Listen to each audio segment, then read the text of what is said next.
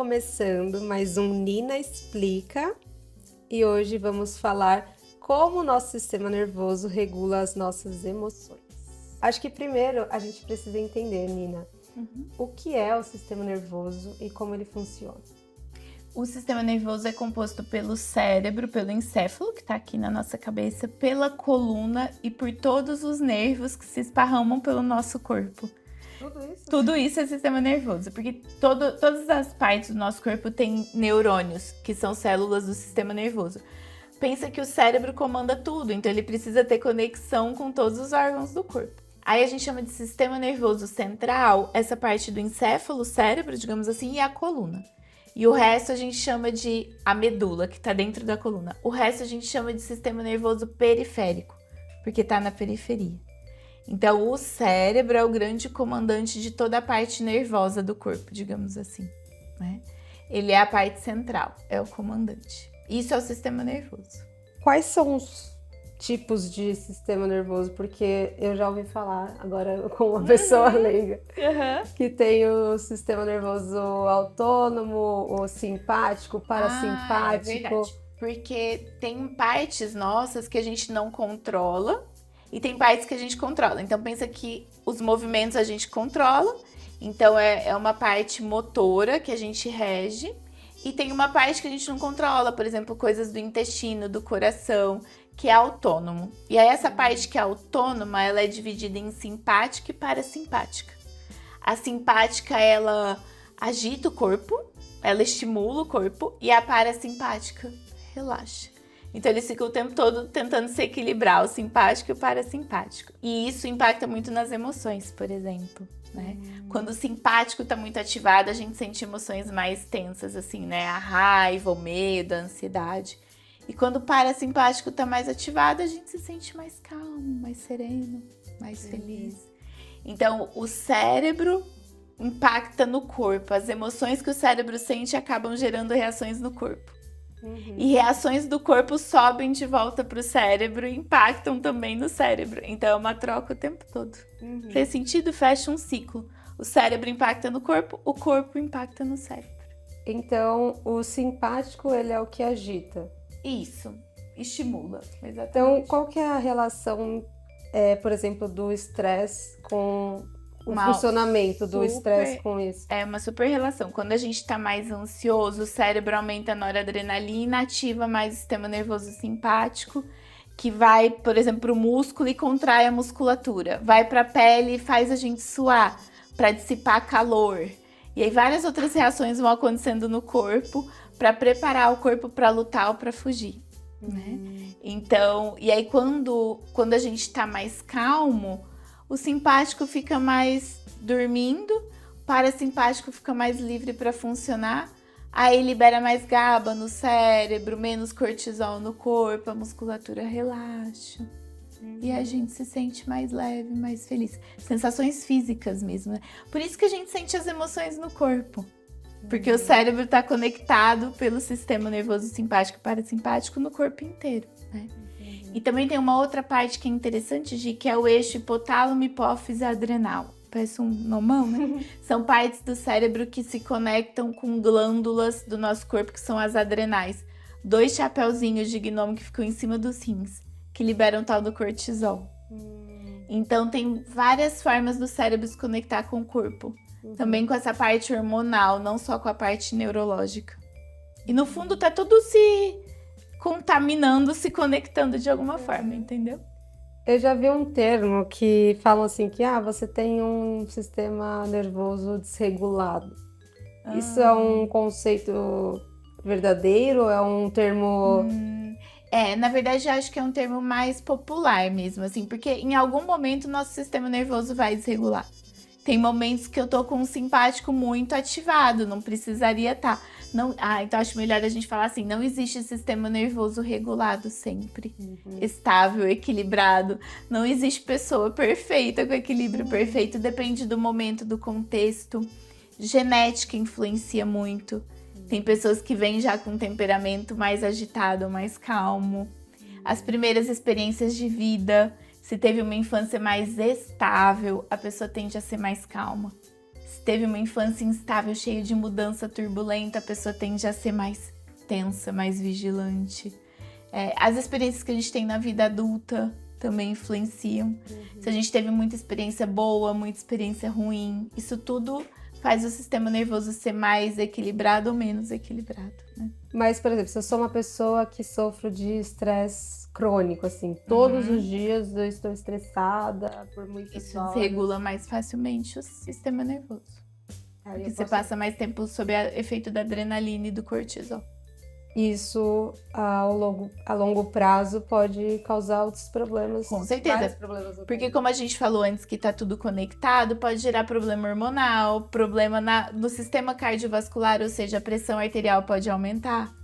O coração pode ter que fazer muito esforço, daqui a pouco ele começa a falhar. O intestino pode sofrer, porque ele fica muito inflamado ou muito ativado. Na verdade, pensa assim, ó, como o sistema nervoso tá em todas as partes do corpo, através dos neurônios e dos nervos, se ele tá desregulado, todas as partes do corpo vão desregular junto. É o efeito dominó. Então, assim, dizer que o sistema nervoso está desregulado significa que o simpático está ativado e o parasimpático não? Como Não é que funciona isso? necessariamente, né? Nunca vai estar totalmente ativado ou desativado. Sempre tem algum nível de ativação. Mas por quê? Pensa assim, ó, que uma pessoa que também é passiva demais, acomodada demais, calma demais, isso também é desregulado. Porque uma certa quantidade de estresse, de ansiedade, de preocupação é necessária. Porque senão a gente não se movimenta para o mundo. Hoje, nos últimos anos, a gente vê muitas pessoas muito apáticas, muito paradas, muito devagar, muito sem iniciativa. Isso também não é saudável. Então entende que não tem o vilão e o mocinho. É o melhor equilíbrio possível para cada situação. Por exemplo, se eu tenho que correr de alguém que está ameaçando me agredir, é importante que o simpático esteja muito ativado, porque ele vai precisar me estimular para correr. Mas se eu tenho que descansar depois de um dia de trabalho, o importante é que o simpático esteja mais calminho e o parasimpático mais ativado. Então, o segredo mais importante aqui é a adaptação. A gente tem um sistema nervoso que seja capaz de se adaptar de acordo com o ambiente, com o contexto. Entendi. Que não seja rígido, que seja flexível, né? E como eu faço para adaptar? Depende muito do que a gente faz quando tá tudo bem, o nosso estilo de vida. Como o nosso sono, a nossa alimentação, o nível de atividade física. Porque o que a gente faz com o nosso corpo é capaz de melhorar ou atrapalhar o funcionamento do nosso sistema nervoso. E isso impacta no nosso cérebro. Isso é o que está nas nossas mãos, né? Porque tem coisas que são genéticas, que são dores do passado, que a gente pode até melhorar com terapia, com autoconhecimento. Mas o de mais imediato é o nosso estilo de vida. Dosar um pouco o estresse com momentos de diversão. Porque a gente tem mania de, por exemplo, vou descansar, vou ficar no celular.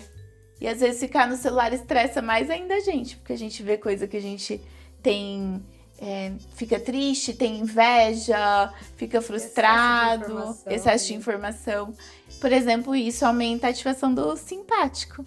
Sim. Mesmo que a gente esteja deitada, a gente está estressando o nosso corpo. Então as nossas escolhas desregulam muitas vezes o nosso sistema nervoso. Sim. Às vezes eu tenho um dia, assim, bem estressante no trabalho, porque, às vezes eu tenho muita coisa pra fazer, coisas estressantes. Aí eu sinto que eu fico bem, assim, estressada e ansiosa ao longo do dia.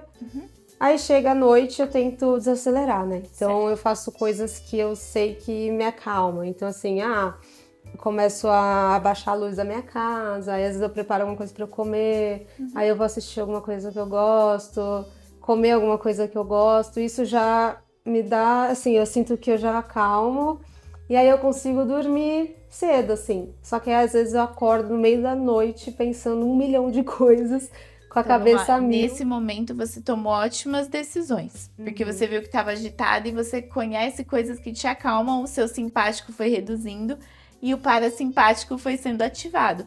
Era o que você podia fazer, você não tem nada melhor do que isso para fazer. Mas às vezes no meio da noite alguma memória pula e ativa o seu simpático, mesmo com você dormindo. E aí pode ser que você acorde mais estressada. Então você precisa pensar o quanto eu tenho me estressado durante o dia. Será que eu estou descansando o suficiente? Porque ainda tá sobrando estresse durante a noite. Então pode ser que eu tenha que me estressar menos, tirar uma preocupação que eu tô trazendo pra mim, ou descansar mais, fazer mais exercício, né? Não é uma conta matemática, mas se a gente percebe que tá desregulado, alguma coisa a gente pode fazer pra se ajudar. E aí é muito particular, a gente tem que revisar a nossa própria vida, né? E qual que é a relação com o sistema nervoso e a regulação emocional? Porque, na verdade, o sistema nervoso, ele é ele quem gera as emoções e ele que interpreta as emoções. Então, para a gente poder regular as nossas emoções, a gente tem que ter um sistema nervoso minimamente estável. E as nossas emoções também impactam no sistema nervoso. É uma via de mão dupla. Qual que é o nosso papel como ser humano? Ter consciência das emoções que a gente está sentindo e construir formas mais saudáveis de lidar com elas.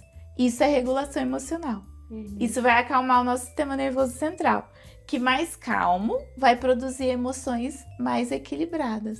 E aí fica mais fácil regular as emoções. E assim a gente vai se ajudando.